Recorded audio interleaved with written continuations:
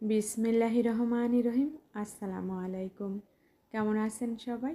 আশা করি ভালো আছেন। আমরাও আলহামদুলিল্লাহ আল্লাহ তাআলার অশেষ রহমতে ভালো আছি। নতুন আরও একটা ব্লগ নিয়ে চলে এসেছি আপনাদের মাঝে।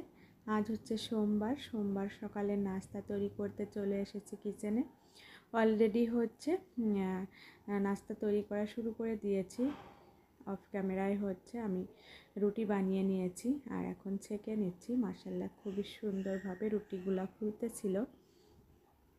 সকালবেলা ফজরের নামাজ পড়ে গাছে পানি দিয়ে তারপরে কিচেনে এসে এখন হচ্ছে রুটি তৈরি করে নিচ্ছি। আর সবজি কেটেছি, সবজিটাও ভাজি করব যেহেতু শীতকাল আর ঘরে অনেক সবজি আছে। আজ ভাবলাম গরম গরম রুটি আর সবজি তৈরি করব। এখানে আমি আলু, বেগুন, তারপরে হচ্ছে কাঁচা টমেটো দিয়েছি, গাজর দিয়েছি, দিয়ে সব কিছু একটু একটু করে কেটে নিয়েছি। কেটে এখন ভাজিটা বসিয়ে দিয়েছি। রুটিগুলা হয়ে গিয়েছে।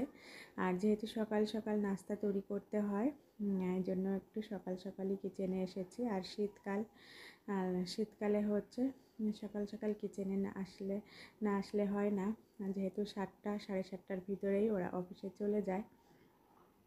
এখন ভাজিটাও হয়ে গিয়েছে, ভাজিটা নামিয়ে নেব।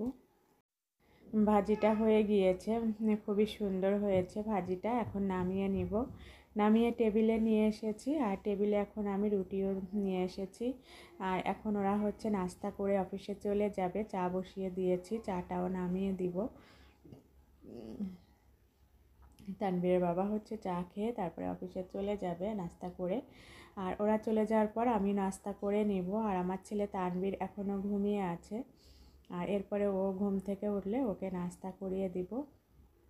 আলহামদুলিল্লাহ, এই তো সকালবেলার নাস্তা রুটি আর সবজি ভাজি করেছি। আর এখানে চা বসিয়ে দিয়েছিলাম, চাটাও হয়ে গিয়েছে। এখন চাটা নামিয়ে নিব।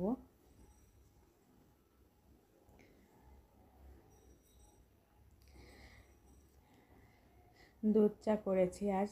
শীতকালে দুধ চা খেতে বেশি ভালো লাগে। আর আজ হচ্ছে কড়া করে চা করেছি। মাশাআল্লাহ খুবই সুন্দর এসেছে কালারটা। আর গুঁড়ো দুধ দিয়ে করেছি।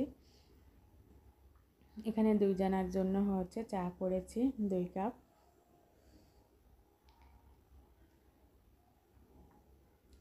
আলহামদুলিল্লাহ, এই তো সকালবেলার নাস্তা ছিল আমাদের। আজ এ পর্যন্তই। আল্লাহ হাফেজ। আসসালামু আলাইকুম। সবার জন্য দোয়া রইল।